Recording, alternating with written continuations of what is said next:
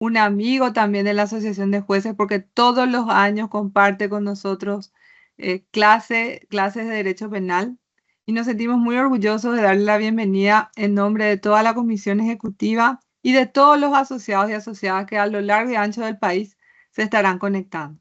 Esta noche va a ser la doctora Luz Martínez, nuestra moderadora, que también es jueza penal. Ella se va a encargar de la moderación y quedará a su cargo la conducción. Querido Ricardo, te quiero dar un gran abrazo virtual desde aquí y bueno, darte la bienvenida y estamos muy contentos de tenerte otra vez con nosotros. Doctora María Luz, el micrófono es suyo. Muchísimas gracias, doctora Vivian. Buenas tardes, queridos colegas. Es un honor para mí presentar en esta tarde un breve currículum del doctor Ricardo Preda, que expresa que hizo posgrados de Derecho Penal y Procesal Penal en universidades de España, Alemania, Argentina, miembro de comisiones nacionales para reforma del sistema penal, profesor en universidades nacionales y en la Escuela Judicial. Ha dictado conferencias sobre temas de derecho penal económico y procesal penal, tanto en el país como en el extranjero. Tiene publicaciones en el país como en el exterior. Fue exdirector de delitos económicos del Ministerio Público, consultor contratado para varios proyectos financiados por cooperaciones internacionales como USAID, VID, OEA, UNDOCI y la Comunidad Europea. Abogado litigante especializado en Derecho Penal Económico y Administrativo Sancionador. El doctor Preda en esta tarde nos va a estar hablando sobre las resoluciones de la Sala Penal sobre la prescripción de la acción penal. Doctor Preda, el micrófono es suyo. Bueno, buenas tardes. Gracias, doctora Luz, a Vivian también por la presentación. En alguna oportunidad ya habíamos hablado sobre la prescripción en esta misma sala virtual, digamos, con la Asociación de Jueces. Hoy vamos a hablar nuevamente de la prescripción, pero ya desde el punto de vista de la jurisprudencia de la sala penal. Y esto resulta interesante porque de verdad que de los temas que uno puede verificar en decisiones de la sala penal, tal vez la prescripción sea uno de los asuntos más tratados en muchos fallos. Lo que hablábamos antes con las doctoras Vivian y con la doctora Luz, lo que muchas veces cuesta un poco nomás es encontrar sistematizada la información. Es decir, uno tiene que buscar, por decir de alguna manera, de a uno las resoluciones, leerlas y ver qué asunto dentro del tema de la prescripción, qué asunto es lo que trata.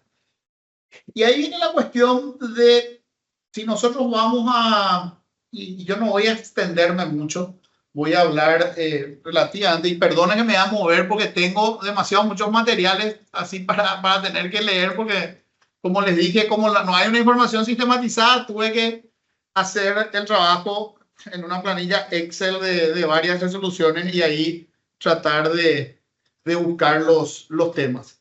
Bueno, si hablamos ya, no nos vamos a detener acá en qué es la prescripción, su carácter procesal o su carácter penal, pero la sala penal en prácticamente todos sus fallos coincide en que es un instituto de naturaleza mixta. Así que, ¿qué efectos prácticos eso tiene? Bueno, en realidad la sala penal considera que si opera la prescripción, entonces corresponde que se sobresea definitivamente. ¿Por qué les digo esto? Porque si estuviéramos en un juicio oral y nosotros considerásemos que la prescripción es una cuestión de derecho material únicamente y que en todo caso sería una condición de punibilidad, yo tendría que absolver entonces al final del juicio si considero operada la prescripción, ¿verdad? Esa no es la posición de nuestra sala penal. Entonces, si yo considero que está operada la prescripción, no importa en qué etapa del proceso, incluido después de producida todas las pruebas en juicio, porque eso también es algo muy importante y que de alguna manera hay un fallo bastante bueno de la Sala Penal en cuanto a tratar este asunto de la calificación jurídica. ¿Qué significa esto? Desde el punto de vista práctico, por ejemplo, al inicio de un juicio oral, supongamos que alguien plantea una prescripción, un incidente de prescripción, y de verdad que hay veces que, y los que tienen experiencia como jueces de sentencia, seguramente me lo van a ratificar, entre ellos la doctora Luz, por supuesto, con toda su experiencia, de verdad que no se puede tomar la decisión en esa etapa incidental. ¿Por qué no se puede tomar la decisión en esa etapa incidental? Porque, por ejemplo, se trata de una cuestión que amerita que se produzcan las pruebas y efectivamente subsumamos correctamente la conducta y en ese contexto, un caso, por ejemplo, de estos es la sentencia, acuerdo y sentencia número 28 de la Sala Penal, número 28 del 10 de febrero del año 2023, donde, ¿qué ocurrió? El Tribunal de Sentencia termina condenando a una persona por abuso sexual en niños, cuando eso estaba vigente el marco penal anterior, y le condenó por el inciso primero del artículo 135 a 3 años de pena privativa de libertad. ¿Qué hizo la defensa? De un punto de vista de un análisis correcto de la situación, como le encuadró dentro del 135 inciso primero, planteó la prescripción y el Tribunal de Sentencia y la Cámara después ratifica eso, le rechaza el incidente de prescripción, señalando que en el auto de apertura a juicio la calificación era del tipo agravado. Lo cual de verdad que ahí el Tribunal de Sentencia emitió un fallo completamente irregular y el Tribunal de Apelaciones lo confirmó, donde básicamente señalaba: te rechazo tu incidente de prescripción porque el marco penal es hasta 15, pero eso es por la calificación que estaba en el auto de apertura a juicio, pero en el juicio oral la calificación que le dieron era del tipo base atenuado, que era hasta 3 años, y si el Tribunal de Sentencia, el Tribunal de Apelaciones hubieran sido consecuentes con la calificación jurídica que le dieron, claramente el caso estaría prescrito. Ahora bien, y eso es otro error que nos vamos a analizar en esta clase, que es el tema de la subsunción propiamente. Según lo que el Tribunal de Sentencia dijo que se tuvo por probado, definitivamente no era 135 inciso primero. O sea, imagínense que se trataba de un padre biológico, inclusive había coito, ¿verdad? Entonces, el 135 inciso primero es el abuso sexual en niños simple, es decir, no implica coito y mucho menos el tema de la cualidad especial del autor, de que tenga una relación de parentesco, y en este caso era el padre.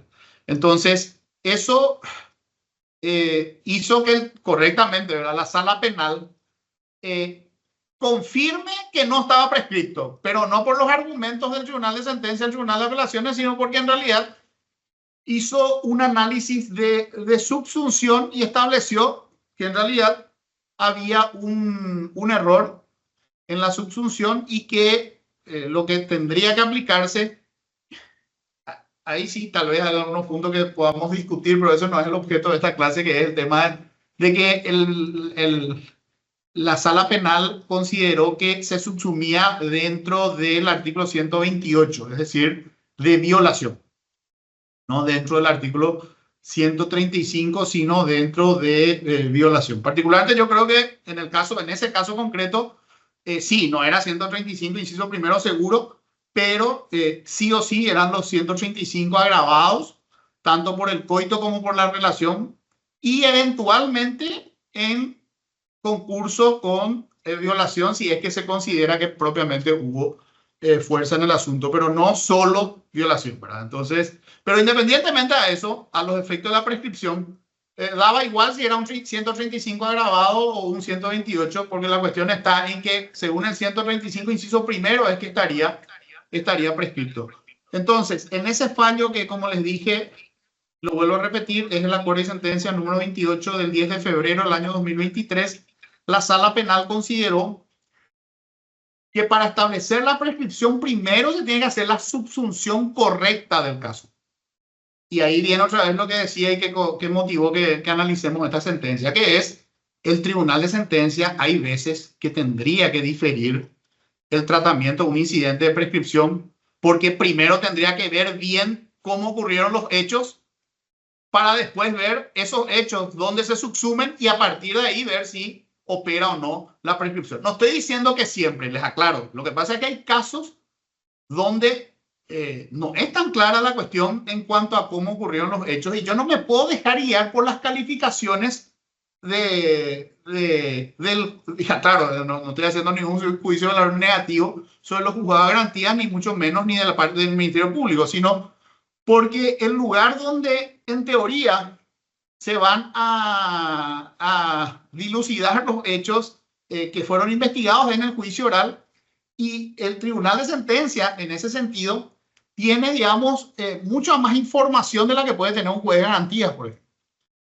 ¿Por qué? Porque se van a producir las pruebas y el tribunal de sentencia va a tener la posibilidad de subsumir correctamente los hechos. Pero uno me puede decir, bueno, pero para eso ya hay un auto de apertura a juicio oral donde está la calificación. Pero recuerden que el tribunal de sentencia puede variar esa calificación si por los hechos que se prueban en juicio, definitivamente eso no se da. Entonces, este fallo es interesante en cuanto a eso. Hay que primero hacer una correcta subsunción para luego señalar si está prescrito o no un hecho. Esto es el primer fallo, digamos, interesante. O sea, les aclaro que hay muchísimos fallos interesantes. No nos da el tiempo para analizar todos, pero quería tocar ese punto. Otro punto, porque si entramos ya al artículo, y hablando del Código Penal, al artículo 102, y hablar de los plazos. ¿Cómo se computan los plazos? Y también el tema de cuándo prescriben los hechos punibles. Sobre cuándo prescriben los hechos punibles, uno podría decir de que resulta fácil interpretar que el artículo 102, en la primera parte, habla de inciso primero, los numerales 1, 2 y 3 establecen, para hacerla corta, básicamente que el plazo mínimo de prescripción es 3 años y el plazo máximo es 15 años. Por supuesto, hay también hechos que son imprescriptibles, ya sabemos, pero entre los que prescriben, el piso es 3 años y el techo es 15 años. Bueno, esta parecería una interpretación fácil que se deduce del artículo 102, pero en la jurisprudencia de la Sala Penal o en los fallos de la Sala Penal, para no ser tan pretencioso y utilizar la palabra jurisprudencia, podemos ver que en algunos casos, en el pasado, hubo, por ejemplo, voto en mayoría de la Sala Penal en la conformación habitual. Entre ellos, por ejemplo, el acuerdo y sentencia número 7 del 2 de febrero de 2022, donde señalaban que, por ejemplo, si un hecho punible tiene un marco penal hasta 1 año o hasta 2 años, entonces el plazo de prescripción era 1 año o 2 años, si ese era el marco penal. Particularmente creo que esa no es la interpretación correcta del artículo 102, inciso primero, pero bueno, esa es una posición que en algún momento tuvo mayoría en la Sala Penal. Actualmente, este fallo de acuerdo y sentencia número 7 del 2 de febrero del año 2022 ha cambiado en cuanto a la posición de la mayoría de la Sala Penal. Y tenemos, por ejemplo, el AI número 373 del 3 de julio del año 2023, donde ya definitivamente el plazo para la prescripción de un hecho punible, aunque tenga un marco penal menor a 3 años, igual la prescripción es de 3 años. Quedó en minoría el voto que señala que si el marco penal es menor a 3 años, ese va a ser el plazo de prescripción. Si es 1, es 1, si es 2, es 2.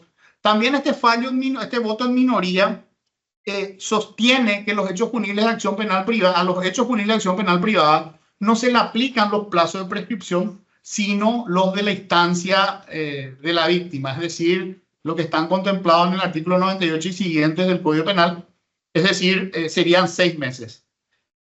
Bueno, yo creo que esa interpretación es un tanto difícil de sostener a la luz del artículo 102, inciso primero. Tampoco voy a entrar acá a hacer un análisis de ese artículo, simplemente les cuento que en algún momento, en mayoría, la sala penal consideraba que si el marco penal era hasta 2 o hasta 1, ese iba a ser el plazo de prescripción.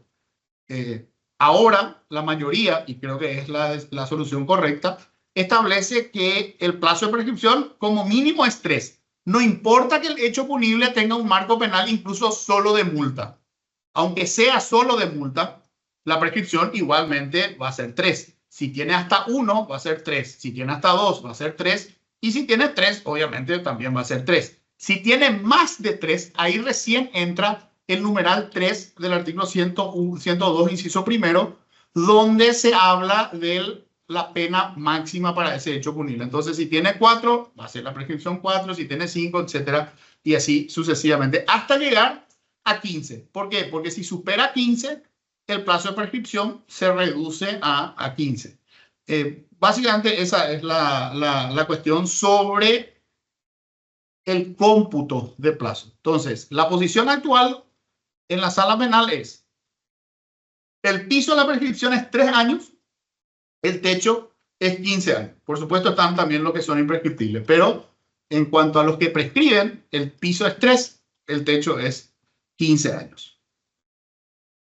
Luego tenemos otro tema interesante que se dio con relación, o que se da con relación al plazo, es decir, al 102, y acá ya estamos en el segundo inciso, es desde cuándo se comienza a computar el plazo de prescripción.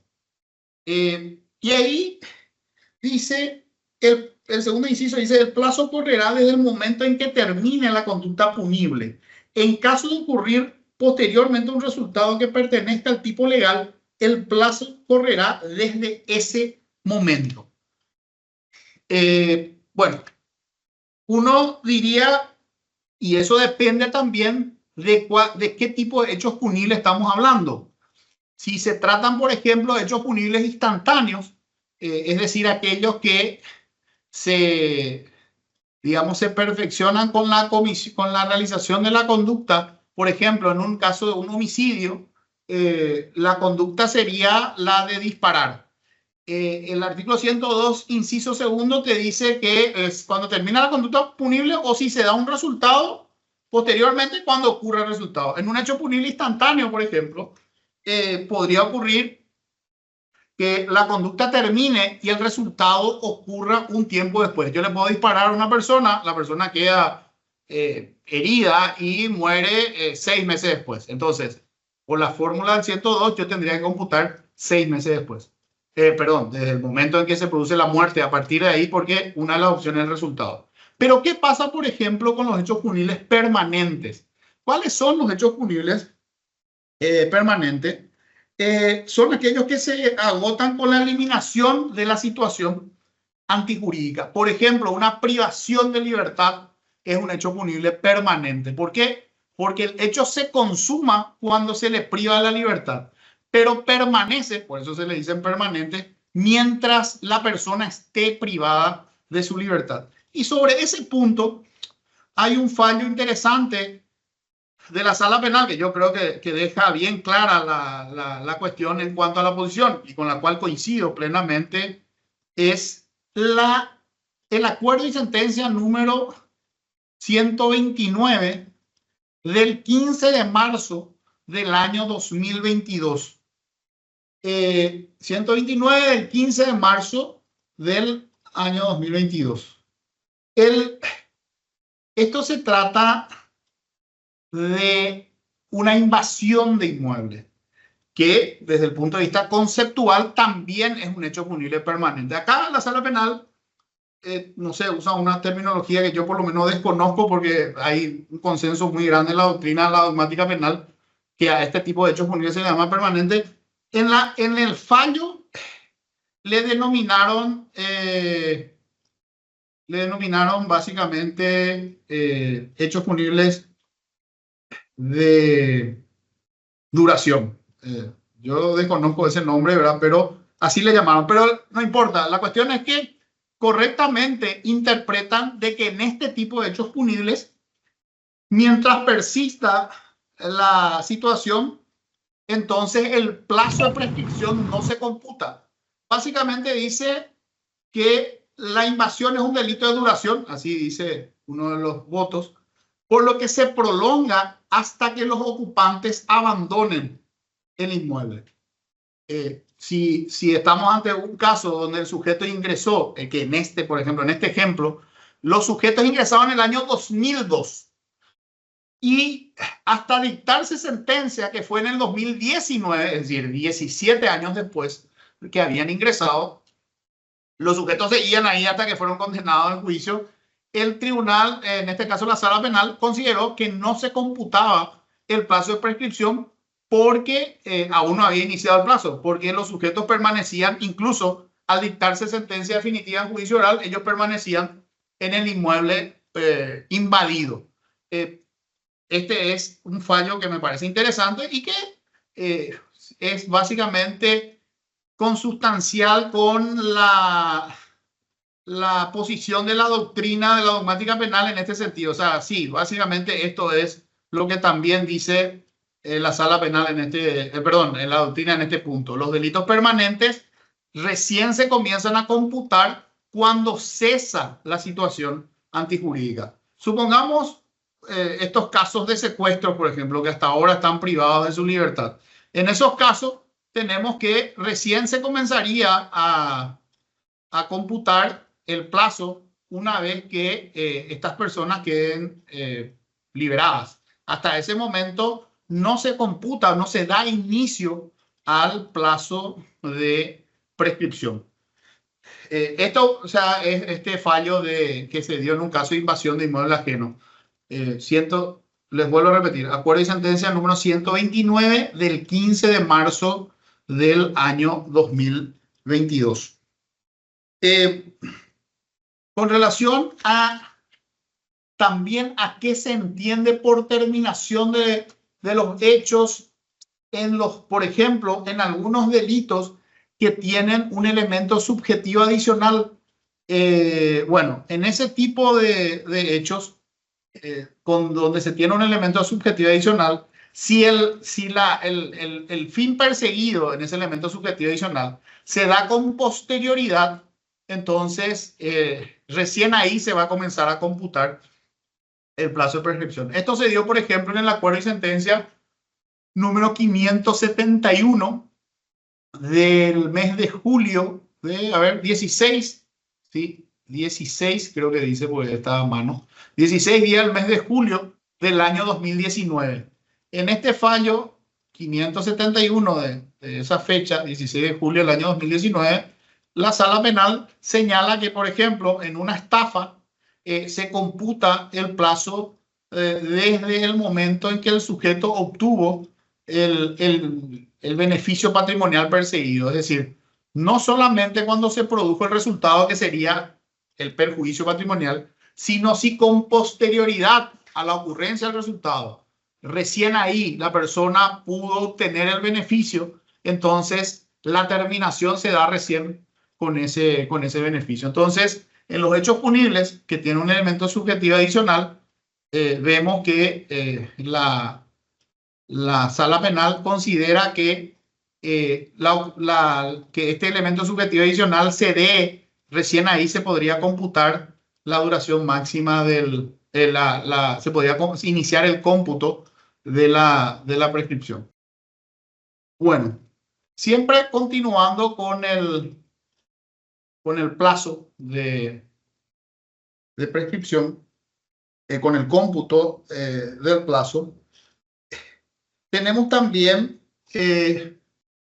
con el grupo de casos desde cuándo o qué se considera, si es el tipo legal, si es el tipo base, está regulado en el artículo 102, inciso cuarto ahí tenemos, por ejemplo, la cuestión cuando, ¿qué es lo que se debe considerar? ¿Se debe considerar el tipo base o el tipo legal? Bueno, en este sentido, la sala penal, y acá creo que no hay prácticamente ninguna contradicción, no hay ningún fallo distinto, señala que lo que se tiene que tener en cuenta es el tipo legal y que las atenuantes o agravantes que no entran en consideración son las que están señaladas en la parte general. ¿Qué significa esto? Que, por ejemplo, cuando estamos hablando de una agravación del marco penal, tendría que elevarse, si estamos hablando de concurso, por ejemplo, de hechos, se puede elevar hasta la mitad superior según el artículo 70, inciso segundo. ¿Qué dice la sala penal? En una interpretación correcta al texto de la ley, dice que esto no se tiene que tener en consideración. Solamente se tiene en consideración el tipo legal y no las atenuantes o agravantes de la parte general. Si esta atenuante o esta agravante está en la parte general, ahí sí, perdón, la parte especial, ahí sí debe ser considerada porque estamos hablando de que ahí ya se trata de un tipo legal distinto. Ahora, en ese punto encontré un par de sentencias, pueden haber más, ¿verdad? Pero encontré un par de sentencias de la sala penal que habla de los casos, por ejemplo, de apropiación agravada, es decir, aquellas que se encuadran dentro del artículo 160, inciso segundo. ¿Qué tiene el artículo 160, inciso segundo? Ahí hay una descripción de, por ejemplo, cuando el sujeto se apropia algo que le fue dado en confianza, etcétera, etcétera. En el inciso primero, la apropiación simple, el marco penal es hasta 5 años. Y por el inciso segundo, el legislador utiliza la fórmula podrá ser elevada a 8 años. El fallo en mayoría de los integrantes naturales de la sala penal señalan que, en este caso, deben considerarse, en caso de una apropiación agravada, el marco penal de 8 años. El voto en minoría, que se sostiene en más de un fallo, señala, sin embargo, que el plazo de prescripción es de 5 años, aunque sea la conducta encuadrada en el inciso segundo del artículo 160. ¿Por qué señala este voto en minoría? Porque dice que la fórmula podrá, que es facultativa de elevar al marco penal, es un caso considerado como especialmente grave. Esto lo dice de manera específica este fallo, y les digo, el fallo 263, acuerdo y sentencia 263 del 19 de junio del 2023. El voto en minoría señala que, dice, el artículo 160, inciso segundo, tiene un caso especialmente grave, por lo tanto la prescripción es de 5 y no de 8 años. Sin embargo, el voto en mayoría sostiene que se trata del inciso segundo de un tipo legal, y al tratarse de un tipo legal, entonces debe considerarse el marco penal máximo posible, que en ese caso del 160, inciso segundo, es de 8 años.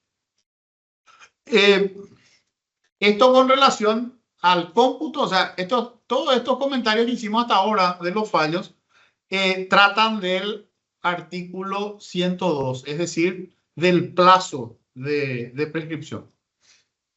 Si tienen alguna consulta hasta acá, sin ningún problema. Buenas tardes, doctor. ¿Cómo le va? ¿Qué tal? Sí, hay una discusión que últimamente se está dando mucho por el tema de la prescripción del hecho punible de incumplimiento del deber legal alimentario. Sí. Porque algunos dicen que que cada mes que se cumple un incumplimiento se conforma ya el delito. Y otros dicen que es continuado porque se va produciendo cada mes. Y esa es la discusión. Quería saber su parecer, doctor. Bueno, la figura, digamos, de lo que se conoce como delito continuado está, por lo menos en la jurisprudencia, en la dogmática penal alemana, está abandonada. Es decir, cada conducta se considera como un nuevo hecho y en el caso del incumplimiento se trata de lo que se denomina una omisión propia. Y la solución de la omisión propia en este caso es que el hecho se computa desde el incumplimiento del deber de actuar. A partir de ahí, si estamos ante una omisión impropia, es decir, aquella donde el resultado se tiene que producir con posterioridad, es a partir de la ocurrencia de ese resultado. O sea, por ejemplo, yo omití hoy en una omisión impropia de homicidio por artículo 105, inciso primero, con el artículo 15, yo voy a construir un homicidio impropio por omisión. Entonces, en ese caso, el cómputo de la prescripción se inicia con la ocurrencia del resultado, no con mi omisión de actuar. En cambio, en la omisión propia y el incumplimiento del deber alimentario es claramente una omisión propia, es decir, una que está expresamente tipificada en el Código Penal. Entonces, el cómputo de la prescripción es comienza cuando incumple, es decir, el incumplimiento del 1 al 5 del mes de mayo del 2022 se computa desde el 6 de mayo del año 2022.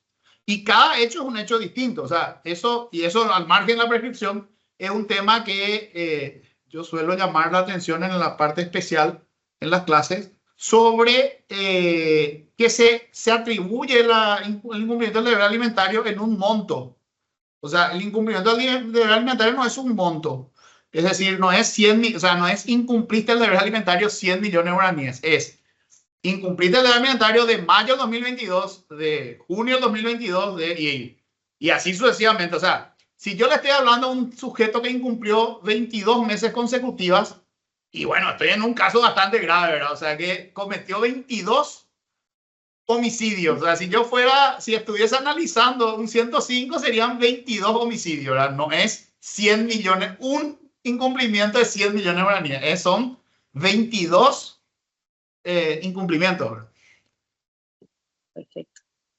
Pero no encontré, doctora Capini, no encontré un fallo, no que no exista, yo no encontré un fallo específico de incumplimiento del deber alimentario en cuanto al cómputo de la prescripción, pero sí conozco fallos de la sala penal en tema de incumplimiento, y lo que le estoy diciendo yo creo que es no solamente lo que yo leí en la doctrina, sino la sala penal, por lo menos en el voto de uno de sus ministros, le puedo asegurar que esa es la posición y que creo es la correcta. O sea, cada caso es un hecho autónomo. Totalmente. Gracias. Cada mes es un hecho autónomo. Perfecto, gracias.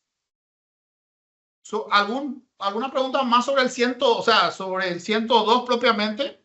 Entonces pasamos al 103, que sería la suspensión, que es donde también resulta bastante interesante todas las discusiones que se dan últimamente. Bueno, con relación al 103, estamos hablando de en qué casos se pueden suspender el plazo de prescripción. ¿En qué casos se suspende el plazo de prescripción?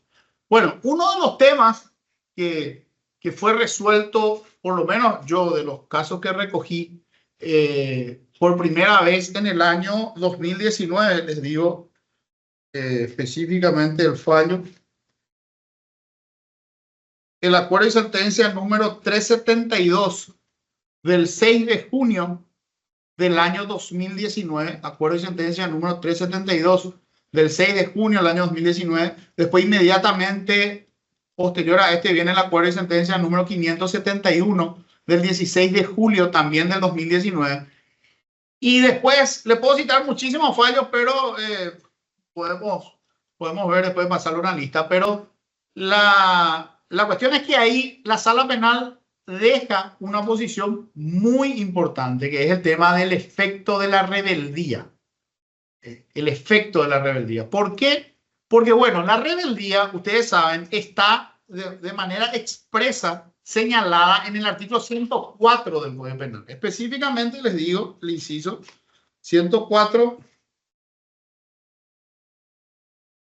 inciso primero, numeral 4. O sea, específicamente la rebeldía, la palabra rebeldía en materia de prescripción aparece de manera expresa en el artículo 104, inciso primero, numeral 4.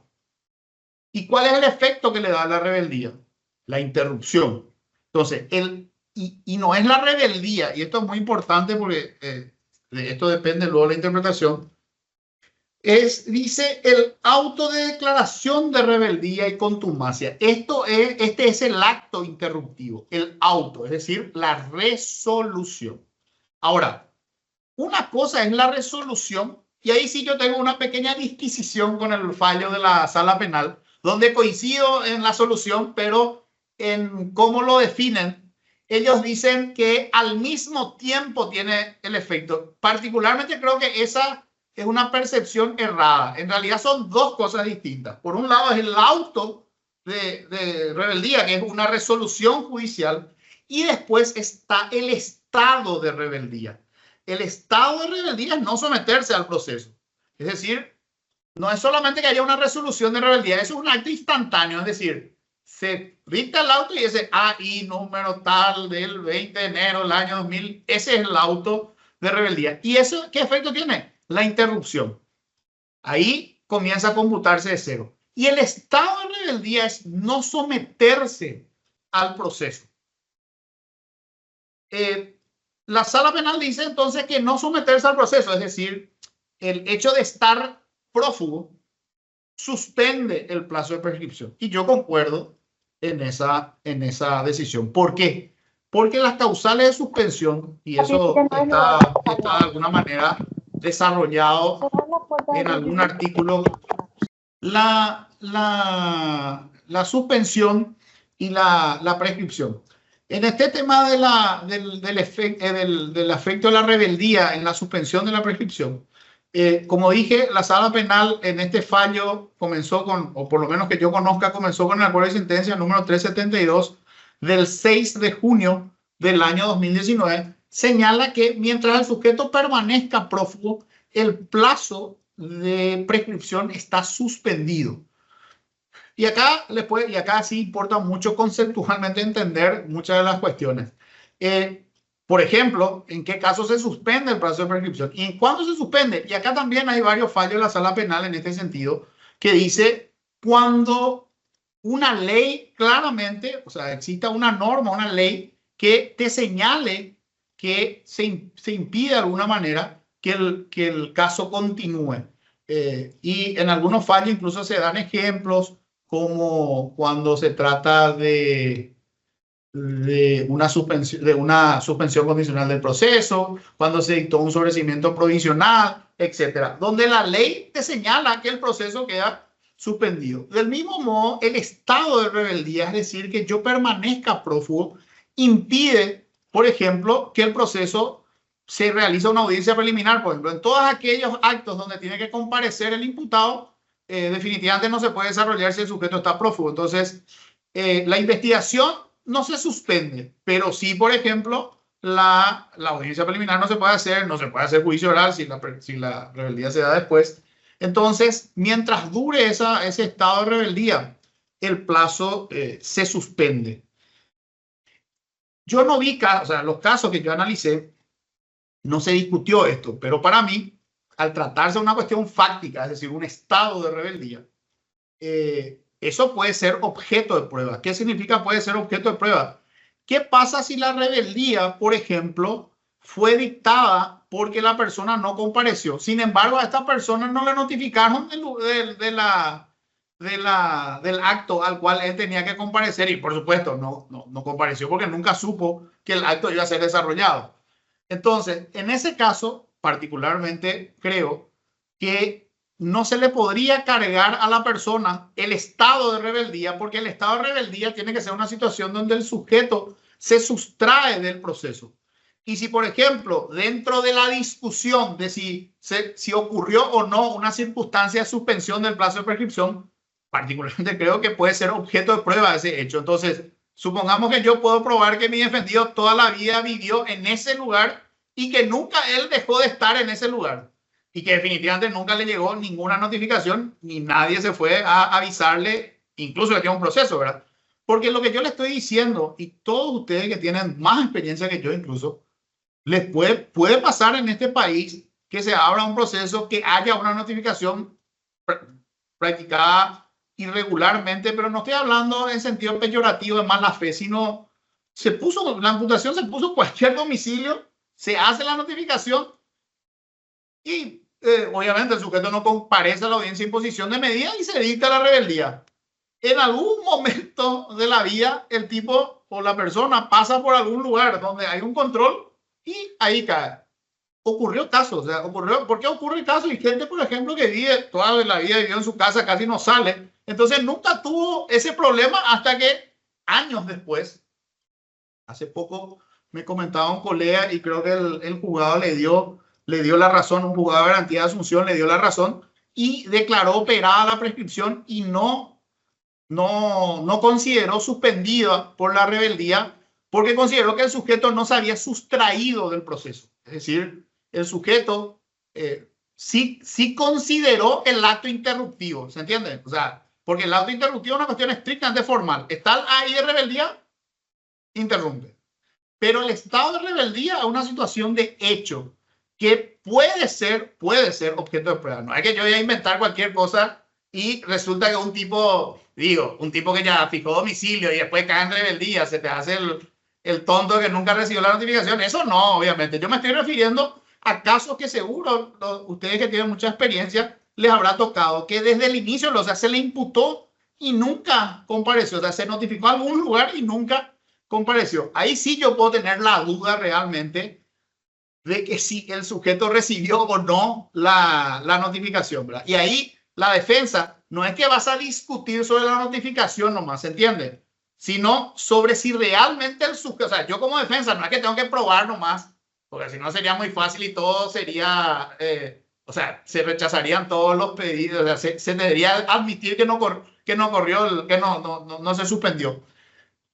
En realidad la defensa tendría que establecer, por ejemplo, que el sujeto siempre vivió ahí y que siempre estuvo ahí, o sea, que siempre vivió en ese lugar. En ese caso, en el ejemplo que les di, que el colega me llamó y yo le planteé que señale esto en la audiencia y que presente pruebas, presentó testigos que decían que la persona vivía ahí, presentó, por ejemplo, redes sociales, o sea, fotos de diferentes épocas donde la persona estaba siempre en el mismo lugar. Y incluso creo que un informe de la comisaría local que lo ubicaba siempre, sabían que la persona vivía ahí, pero nunca habían recibido ningún tipo de resolución ni para notificarle, ni mucho menos para prenderle, ¿verdad? Solo que esta persona en un viaje, en una barrera policial, pasó su cédula y quedó pegada, ¿verdad? Pero volviendo, la sala penal en estos fallos dejó en claro que la rebeldía suspende, el estado de rebeldía suspende el plazo de prescripción. Después viene un tema mucho más polémico. Acá yo creo que ya no hay prácticamente discusión en cuanto al efecto de la rebeldía. Sí, doctora. Doctor, un ratito le quiero trasladar una consulta que tiene que ver con el artículo 103. Sí. Dice el doctor Juan Dávalos, ¿qué pasaría según el artículo 103 del Código Penal? Circunstancias objetivamente insuperables, cuando una circunstancia de hecho se conozca mucho tiempo después. Por ejemplo, en la producción de documentos no auténticos, cuando la víctima recién conoce sobre dicha situación o consumación del hecho después de 6 a 7 años. ¿Se puede construir la interrupción de la prescripción del hecho a partir del 103? No, o sea, el desconocimiento de que yo fui víctima de un hecho punible, no, definitivamente no es una condición objetivamente insuperable. Las condiciones objetivamente insuperables son aquellas en las cuales la ley te establece un impedimento a la cuestión. Y el plazo de prescripción se computa desde que terminó la conducta punible o desde que se produjo el resultado. Ahora, a la pregunta del doctor Dávalos, Sí hay una cuestión muy importante que hay que señalar. ¿Recuerdan cuando les dije, hablando del 102, el tema de los hechos punibles era un elemento subjetivo adicional? Por ejemplo, la producción de documentos no auténticos tiene un elemento subjetivo adicional que es la intención de inducir al error en las relaciones jurídicas. Si esa intención de inducir al error en las relaciones jurídicas se materializa mucho tiempo después a que físicamente se produjo el documento, la terminación de la conducta va a ser en aquel momento donde se produjo el elemento subjetivo adicional. Entonces, el plazo de prescripción se computa desde ese momento. A la pregunta del doctor Dávalo, no por el artículo 103, sino por inicio del cómputo de la prescripción, o incluso la nueva comisión de un hecho punible. Les aclaro y les cuento un caso particular que acaba de conseguir una condena en un juicio abreviado. Un sujeto había producido un título, algo que no ocurre casi en Paraguay, un título falso para poner su inmueble. O sea, en Paraguay es el único lugar donde los inmuebles son así en propiedad horizontal, ¿verdad? O sea, así tienen pisos los inmuebles, ¿no? O sea, puede vivir en el primer piso, en el segundo piso, en el tercer piso. Bueno, este caso, de verdad que está medio indeterminado cuándo se produjo realmente el título, pero en teoría, la fecha que le pusieron, creo que no es esa la fecha, pero esa es la fecha que le pusieron al título falso, es de 1977. O sea, está de más decir que ni siquiera estaba vigente el Código Penal de hoy, ¿verdad? Así que no es ni hablar de la prescripción. Pero ¿qué pasa? La denuncia sobre eso, en algún momento un fiscal ya lo desestimó por prescripción. Pero cuando yo hago la denuncia, en realidad utilizo no la producción del documento, sino recuerden que el 246 tiene dos modalidades. En el primer inciso tiene la modalidad de la producción y la modalidad del uso. Son dos tipos penales distintos. Entonces, en el caso concreto que yo formulé una nueva denuncia, el mismo sujeto, que en teoría es el sospechoso de haber producido el documento hace ya muchos años, lo utiliza en el marco de un proceso. Él no tenía ni siquiera la posesión del inmueble, porque recuerden, es un título trucho y en este caso mi cliente es el que tiene no solamente el título de propiedad legal, sino es el que ocupa el inmueble, ¿verdad? Entonces, este sujeto le mete un interdicto de recobrar supuestamente la posesión, y en ese interdicto, en un marco, un proceso judicial, él introduce ese título. Entonces, el hecho es el uso del documento, ¿se entiende? O sea, en ese caso, si yo entraría a hablar de la producción y bueno, discutiríamos ahí de que eso ya está prescripto, ¿verdad? Pero ahí le encaramos desde el punto de vista del uso, que el uso se dio en ese momento. Si hoy el sujeto vuelve a presentar ese título en otro trámite judicial, volverá a ser un nuevo uso, es decir, un nuevo hecho. Básicamente esa es la cuestión. Pero no se aplica porque yo desconozco que fui víctima de un delito. Eso no es una circunstancia objetivamente insuperable. A la pregunta específica del doctor Dávalo. Pero hay que estudiar bien el caso porque pueden haber, como en el ejemplo que les di, puede resolverse la cuestión de que no está prescrito, pero no por el 103, sino por el 102. O porque configura un tipo penal distinto, ¿verdad? Y eso ocurre mucho con los documentos. O sea, no hay que centrarse en cuándo se produce el documento nomás, sino hay que mirar también todas las veces que ese documento se utilizó, principalmente si es la misma persona. Cuando se trata de un tracto sucesivo donde ocurrieron varias personas, ahí sí ya es más difícil pero eso no por una cuestión objetiva ni de prescripción, sino por una cuestión subjetiva. Es muy difícil sostener que un quinto comprador puede saber que aquel título originario era falso, ¿se entiende? Entonces, pero eso es una cuestión no de prescripción, sino de prueba del dolo de que él sabía que ese era un título falso, el quinto sujeto que compró el inmueble, que no era el del ejemplo. La doctora Scapini levantó la mano. Sí, doctora. Con respecto al 103, nomás, doctor, bueno, estaba hablando de la rebeldía, del estado de rebeldía en realidad, ¿verdad? Sí. Porque ahora se hace una doble interpretación, o sea, el 104 interrumpe y el 103 suspende, medio que crea confusión. Ahora, para aclarar, nomás te dijo el estado de rebeldía, o sea, se tiene que demostrar que en realidad la persona no quiso someterse a proceso, porque acá la mayoría que viene dice, no, yo nunca recibí la notificación, yo nunca esto, yo nunca lo otro, y siempre termina así. Claro, lo que pasa es que el 104 no dice la rebeldía, dice el auto de rebeldía. Es decir, la resolución es la que interrumpe. La resolución no es el estado de rebeldía. O sea, la resolución es, Ricardo está rebelde, pero estar, o sea, no someterse al proceso es un estado facto, o sea, un estado de hecho, no es una resolución judicial que yo me haya sustraído del proceso. En la primera, por eso les dije, es una cuestión, o sea, si alguien comienza a discutir de que él no estaba en ese estado de rebeldía, para mí tiene que ser objeto de prueba, ¿verdad? En el tema de la interrupción, no, porque eso es una cuestión, está la resolución y la resolución está, ¿verdad? O sea, ahora, otra cosa sería, por ejemplo, que yo consigo luego que se declare la nulidad de esa resolución. Si yo consigo que se declare la nulidad de esa resolución, el acto interruptivo no existió y el estado de rebeldía menos, ¿verdad? Entonces, eso es otra cosa.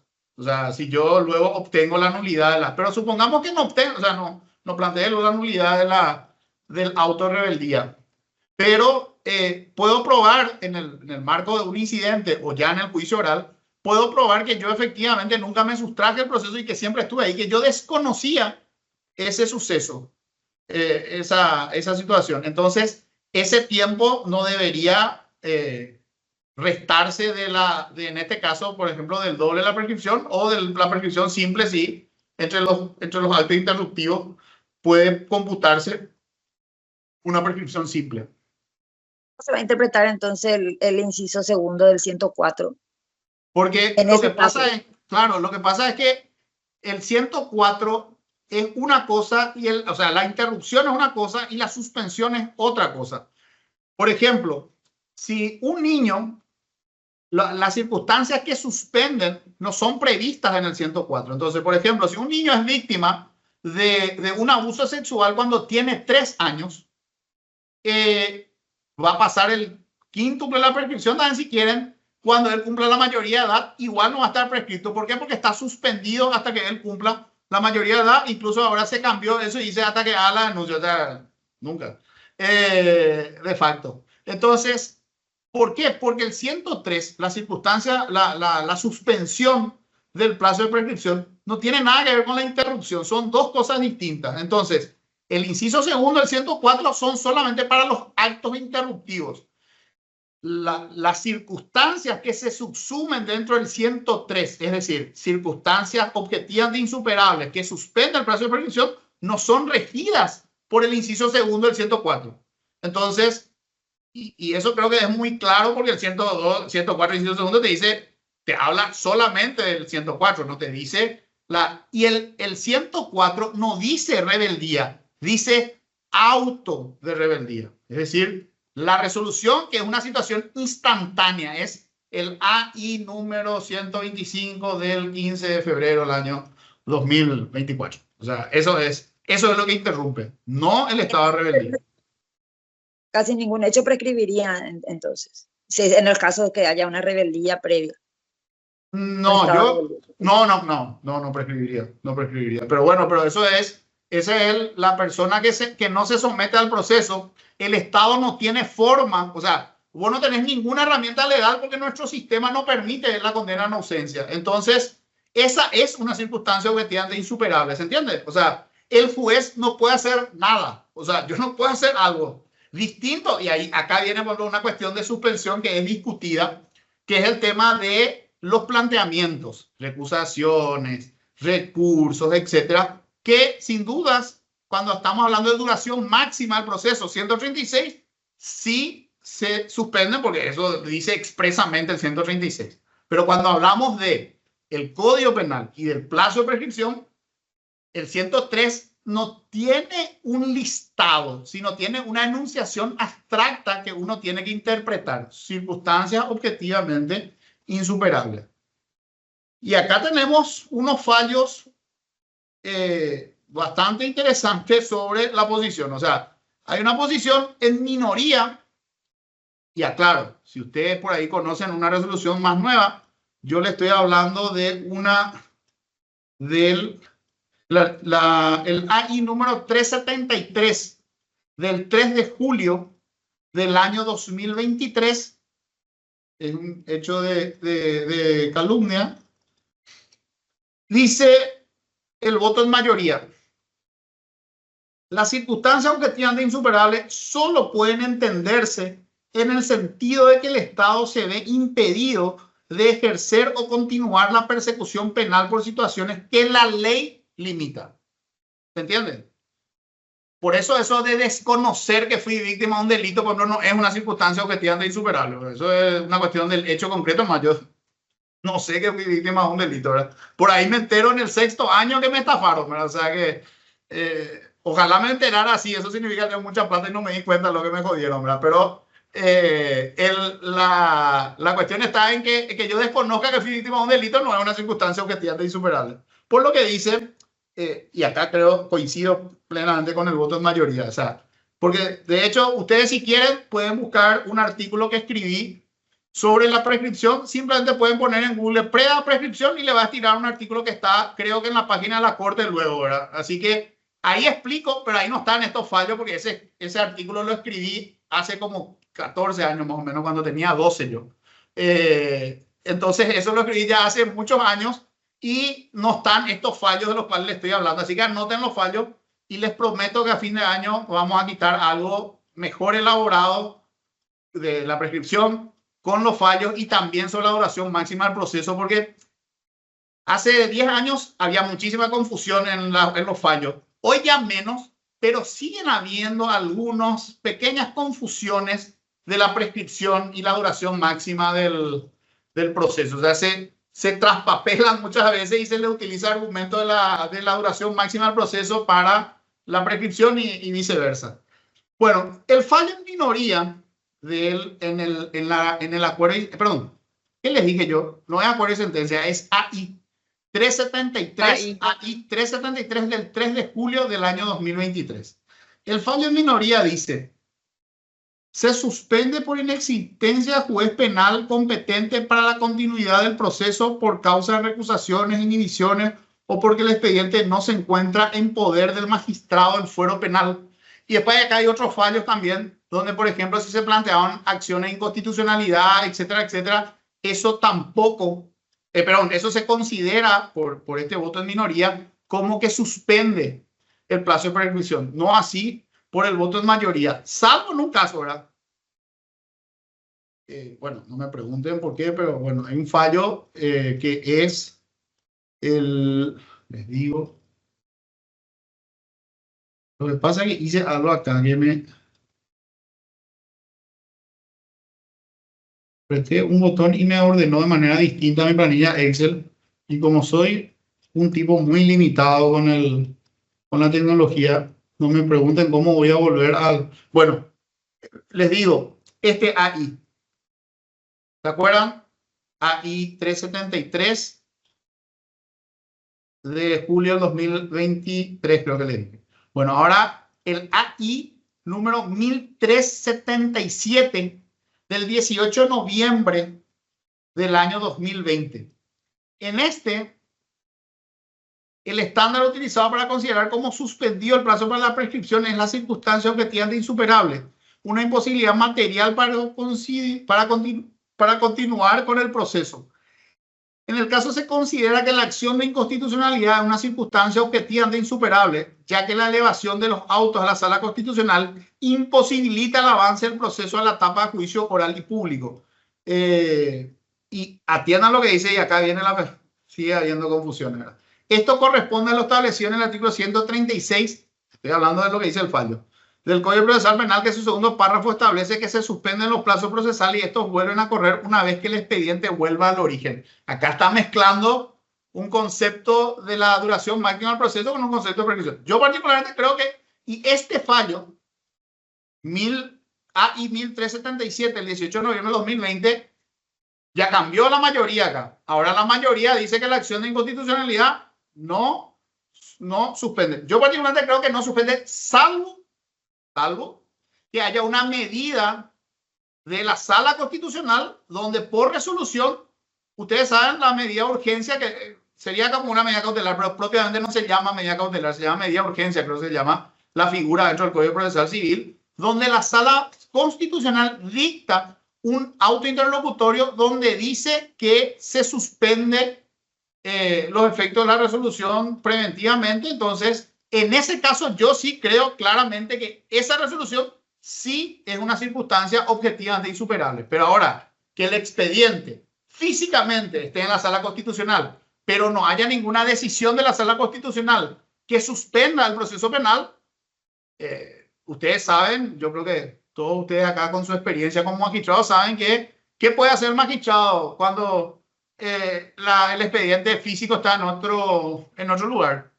Aunque sea un tribunal superior, pedir que se traiga a la vista el expediente porque tengo que hacer el juicio. O sea, eso de que porque el expediente está en otro lugar, y salvo que la decisión, o sea, salvo que tenga el efecto suspensivo esa interposición del caso ante el tribunal superior. Ustedes saben que, y a mí me han rechazado, con razón, pero hay que plantear cuando hay que plantear. Las veces cuando quise suspender una audiencia diciendo yo planteo una acción de inconstitucionalidad, me dice, no. Ahí tiene medida cautelar. No tengo.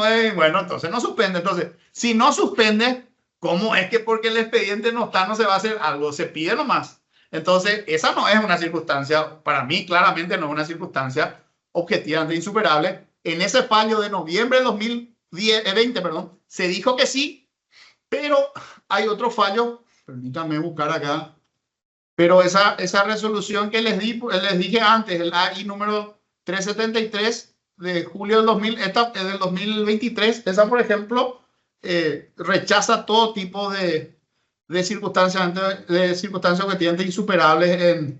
Y después hay otras resoluciones que hablan específicamente del efecto de la acción de inconstitucionalidad y también llegan posteriores a la de noviembre del año 2020. Ahora bien, esa resolución de noviembre de 2020, si bien ahí sí hay una circunstancia interesante que yo creo que no se planteó así tal cual en el interlocutorio, pero yo creo que ahí habían argumentos para suspender el plazo de prescripción porque en realidad lo que se había resuelto en ese caso era una prejudicialidad, o sea, en el fuero penal en primera y segunda instancia se había resuelto una prejudicialidad. Entonces, contra lo que iba la acción era contra la prejudicialidad. Entonces, yo particularmente, si hubiese tenido que defender la posición de que no corría el plazo de prescripción, hubiera dicho, lo que pasa es que la última decisión del fuero penal era una prejudicialidad y esa sí suspende. Y la acción, entonces, ¿cuál es la resolución final que tenía del fuero penal? Una prejudicialidad, y esa sí es una circunstancia objetivamente insuperable. Entonces, por esto tiene que quedar suspendido, no porque se planteó la acción. Salvo que, como les dije, en el proceso constitucional se dicte una resolución en la cual se suspenda el proceso penal. Ahí sí claramente se encuadra dentro del artículo 103 del... Doctor, tengo otro comentario. Sí. Profesor, sobre el punto brevemente, cuando el 559 del Código Procesal Civil, Sí. cuando, por ejemplo, en los casos del Tribunal de Apelación Penal hay reenvío, se anula y hay reenvío a la sentencia. Y Sí. obviamente la defensa para prolongar o dilatar plantean acción de inconstitucionalidad. Y entonces 559 del Procesal Civil dice, cuando se plantea contra sentencia, se suspende el proceso, dice la norma. Y mayormente queda un limbo en ese sentido, y justamente lo que está explicando, si interpretar circunstancias objetivamente insuperables por efecto de la norma o igual hacer el juicio oral porque no pone fin al proceso, porque se ordenó el reenvío. Entonces ahí está un dilema que quedó así prácticamente, y uno no quiere que prescriba en sus manos, y por otro lado está la norma del procesal civil que específicamente dice suspende cuando se impugna la sentencia antes de la sala constitucional, y ahí está un dilema, profesor.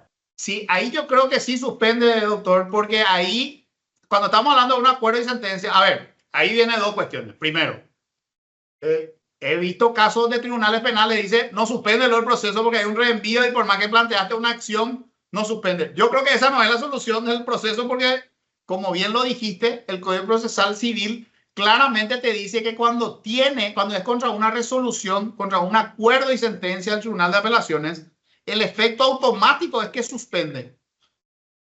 Entonces, la medida de urgencia solamente se dicta en los tipos de decisiones contra las cuales se plantean la acción, pero que no ponen fin al caso. Entonces, esa es una situación que sí es interesante plantearla, que no fue en ese ejemplo que les di. Recuerden que no era un acuerdo y sentencia. La acción de inconstitucionalidad fue planteada contra un AI que hizo lugar a una prejudicialidad.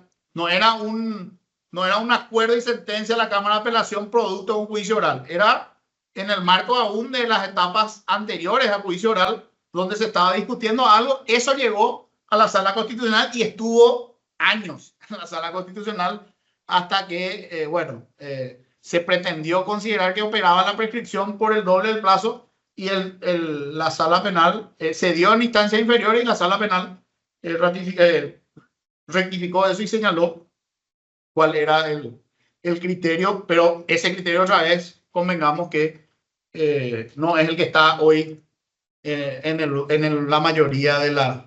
Sí, doctora, creo que ibas a leer una pregunta. Dice Francisco Astigarraga que inclusive Sí. la prueba en cuanto al hecho punible, el uso del documento ofrece más facilidad en cuanto a la prueba de producción del documento. Él dice Del un uso- comentario aparte. El uso en realidad más que la producción. Es más fácil probar el uso que la producción. Y con respecto a su artículo, dice que sería el que usted presentó como trabajo práctico en el Colegio Nacional Mariscal López. Este es un recuerdo para usted y desde su terruño le envía saludos. Otro Sí, dice con sí, respecto al 103 del Código Penal, el doctor Juan Dávalos, que podría tener solamente efectos procesales o podría tener efecto extraprocesal, o sea, de hecho, cuando expresa circunstancias objetivamente insuperables. Perdón, de verdad que no entendí o sea, escuché lo que me dijiste, doctora, pero no estoy entendiendo la idea de la pregunta.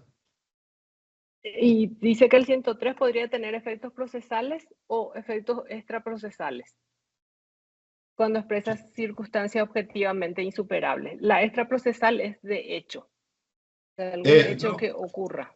No, tiene que haber una disposición de la ley que señale, por ejemplo, en el caso de la rebeldía, el estado de rebeldía es una situación fáctica, pero hay una regla, una ley que te dice que vos no le puedes condenar en ausencia. Entonces, esa regla es la circunstancia objetivamente insuperable, que obviamente se combina con el hecho que se encuadra dentro de esa disposición legal. O sea, siempre va a haber una circunstancia de hecho, porque si no, a ver, en el derecho nunca puedo hablar del derecho si no tengo hechos antes, ¿verdad? O sea, que el derecho no es una construcción solamente abstracta. El derecho es abstracto, pero si nosotros estamos hablando en cualquier fuero, siempre estoy hablando de la subsunción de hechos al derecho. O sea, siempre van a haber hechos. El tema es que haya una regla que te diga que el proceso no puede continuar. ¿Cuáles son esas? O sea, ejemplos. Por ejemplo, o sea, una estado de rebeldía te dice la ley que el proceso no puede continuar en ausencia. Entonces, cuando el proceso no pueda continuar en ausencia, ahí se suspende. ¿Qué significa esto? Por ejemplo, si el tipo está rebelde a los un mes de iniciar la investigación, la suspensión no opera inmediatamente. La interrupción sí, porque eso se da inmediatamente con el auto de rebeldía. Pero la suspensión recién va a operar en el último día del plazo de investigación, ¿se entiende? O sea, porque la investigación no quedó suspendida. Entonces, la fiscalía puede seguir investigando durante ese tiempo. Mientras ese tiempo que estuve investigando hasta el mes que tenía, hasta el día que tenía para presentar el acto conclusivo, hasta ese momento se vuelve a computar el plazo de prescripción y va a quedar suspendida a partir de que el proceso ya no puede continuar en ausencia, que sería posterior a esa fecha. Ahora, si por ejemplo la rebeldía se da después de la acusación, ahí definitivamente ya no hay ningún plazo que se pueda, porque yo no puedo después de una acusación hacer absolutamente nada sin la presencia del sujeto en el proceso. Yo no puedo hacer una audiencia preliminar en ausencia, no puedo hacer un juicio en ausencia. Profesor, y esta teoría que salió de la Corte, que de los tiempos muertos, de circunstancias objetivamente insuperables generadas por la propia defensa. Bueno, por suerte, como dice el nombre, esa teoría está muerta, ¿verdad? O sea, en realidad, esa fue una teoría esgrimida por la anterior conformación de la Sala Penal, no esta. Ha tenido algún fallo aislado en esta época, pero con integrantes que no son de la sala penal y que habían invocado esa doctrina. Y ahí viene una cuestión que quiero ser muy respetuoso, pero hay veces que yo no puedo invocar una doctrina extranjera si previamente no verifico si esa doctrina extranjera a qué tipo de norma se refiere. ¿Se entiende? O sea, no es que porque, o sea, la idea puede ser de un gran jurista internacional, pero ese gran jurista internacional puede estar hablando de una disposición legal totalmente distinta a la nuestra. Y en el caso concreto de la teoría de los tiempos muertos, se da en la doctrina personas que están hablando de una mezcla de prescripción y duración máxima del proceso en países donde no tienen lo que nosotros tenemos, reglas específicas para una y otra cosa. Entonces, de verdad que eso es inaceptable desde un punto de vista científico, académico. Es la teoría de los tiempos muertos y por suerte esta sala penal no acogió de ninguna manera esa teoría. Lo que acoge el voto en minoría, como les dije antes, es el tema de, por ejemplo, las inhibiciones, las recusaciones, dice que suspende porque no hay un juez natural. Y el voto de mayoría le dice, no, el 346 dice que las recusaciones no suspenden el proceso. Entonces, ¿por qué no hay ninguna disposición legal que te dice que vos tenés que suspender el proceso porque hay una recusación? Y el fallo de minoría dice, y es muy simpático, o sea, no simpático, pero es interesante leer estos fallos porque parece que ese mío se responden así y le dice uno, entonces el abogado va a comenzar a recusar y el otro le dice, maestro, y tener el 113 para sacudirle al que abusa de esas cosas y vos no le puedes cargar al imputado lo que el propio órgano judicial está en sus manos hacer. Cuando el sujeto está prófugo, el juez no puede hacer nada. Pero si el sujeto le está enfrente a él y le está gritando, el juez tiene las herramientas para hacer que eso cese. ¿Se entiende? Entonces, en esos casos, no puede suspenderse el plazo de prescripción porque no hay propiamente una circunstancia objetivamente insuperable. Doctor, si tiene algún otro, una resolución más que compartirnos porque vamos cumpliendo con nuestro tiempo. Sí. Mira, yo les quiero pasar luego a través de la asociación un pequeño listado. Voy a tratar de ordenar así por asuntos y les voy a pasar, como ya en su momento, creo que cuando di una charla del Juez Penal de Garantía de la etapa intermedia, creo que le había pasado así un pequeño resumen. Le prefiero pasar porque si le hablo así de las resoluciones en suelto, no tienen, digamos, una... el otro punto donde la sala penal tiene así una posición bien firme es con relación al 104 y que son las circunstancias que interrumpen. O sea, básicamente la sala penal señala que este listado es un listado taxativo. ¿Qué significa? Que las circunstancias que interrumpen el plazo de prescripción no pueden ser interpretado de una manera extensiva, es decir, y acá viene una cuestión, porque alguna vez me invocaron, ¿verdad? Con un caso donde uno de los ítems del 104 dice un escrito del fiscal pidiendo actos jurisdiccionales. Y, por ejemplo, un fiscal, al contestar un incidente de prescripción, señaló que el fiscal varias veces le había pedido al juez que continúe el proceso, una especie de caducidad, o sea, de una interpretación de lo que es la caducidad del proceso civil, ¿verdad? Que porque uno le pide al juez, eso ya interrumpe. Y la sala penal claramente señala de que el último acto interruptivo en nuestro sistema es el auto de apertura a juicio. O sea, cualquier escrito del fiscal con posterioridad a una auto de apertura, salvo que haya una rebeldía, obviamente, ¿verdad? Si hay una rebeldía, eso interrumpe otra vez, ¿verdad? Pero, por ejemplo, escritos de un fiscal que no sean, por ejemplo, un escrito de un fiscal que sea salvo que sea, como les digo, la rebeldía, salvo que sea la rebeldía, todo lo que son posteriores a una autoapertura no son ya autointerruptivos.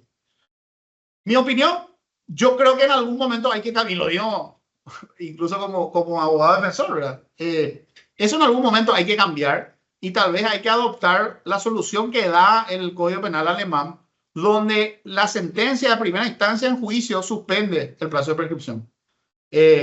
Porque uno de los conceptos de por qué existe la prescripción, y por qué es de contenido procesal. Dice que el transcurso del tiempo hace que sea muy difícil dirimir o establecer qué aconteció. O sea, el tiempo hace que cada vez que pase más tiempo sea más difícil construir lo que pasó y establecer con pruebas qué pasó.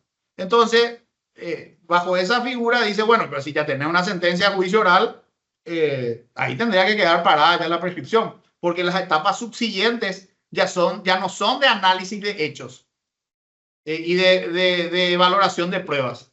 O sea, ahí ya no importa que pase el tiempo, los hechos ya fueron determinados en la sentencia de juicio.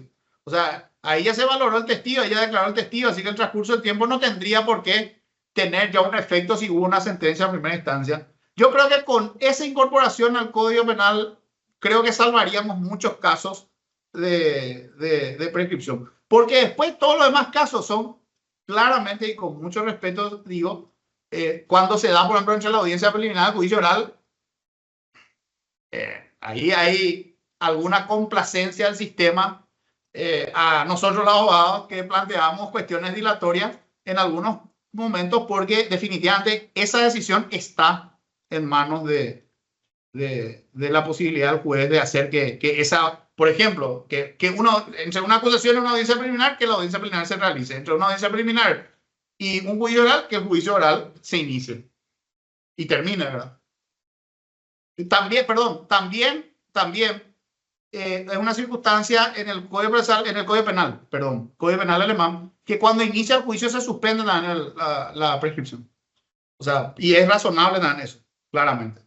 Porque pueden haber juicios que duran mucho tiempo. Sí. La doctora Blanca Tillería levantó la mano. Adelante, doctora. Gracias.